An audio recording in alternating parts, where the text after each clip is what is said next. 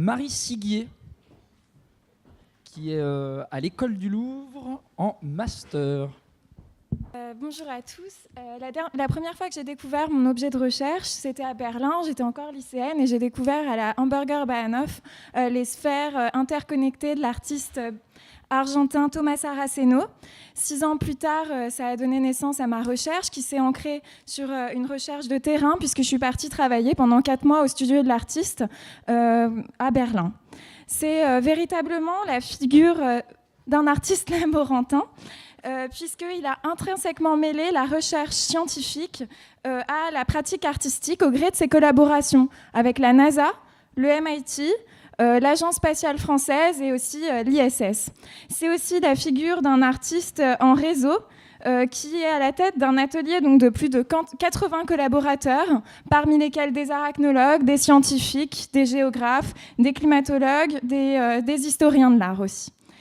Il apparaît aussi comme une sorte de grand fédérateur de ressources au sein de cet atelier qui est comme une grande machine foisonnante d'idées et de concepts et qui a tendance donc à croiser diverses disciplines.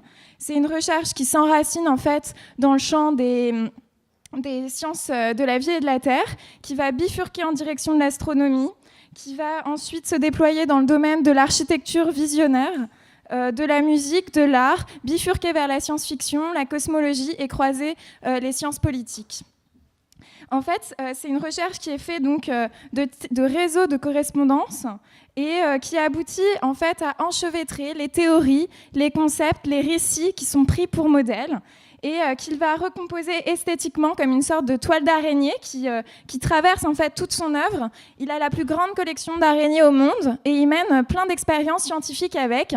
Il a même fait un projet pour en envoyer à bord de l'ISS pour voir en fait comment elle pourrait tisser en microgravité. Donc c'est vraiment à la frontière entre l'art et la science et il s'intéresse en fait à cette structure de la toile d'araignée pour comprendre la macrostructure de l'univers, toujours dans un jeu de rapports d'échelle. Et donc, il va tisser toute une sorte de fable scientifique, un récit vraiment hautement spéculatif.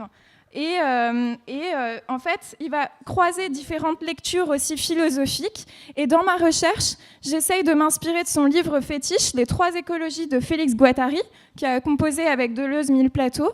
Et en fait, il essaye de décliner 3 niveaux écologiques, l'écologie environnementale, l'écologie sociale et l'écologie mentale. Et c'est à partir donc, de ce livre que j'essaye de comprendre la réflexion que cet artiste porte sur l'anthropocène, mais aussi sur les débats engagés sur la non-humanité, soit les relations entre les espèces humaines, les entités végétales et organiques, puisqu'en fait Thomas Saraceno entre très souvent en dialogue avec par exemple Bruno Latour, des anthropologues, des climatologues. Il a aussi participé à la COP21.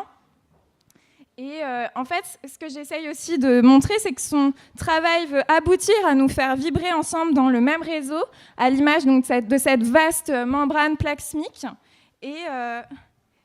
Et il essaye aussi de dresser tout un travail utopique, un pendant utopique avec l'utopie donc aérocène, qui est une utopie solaire, nomade, multilocale, qui essaye de s'étendre à l'étendue de s'étendre vers le cosmos.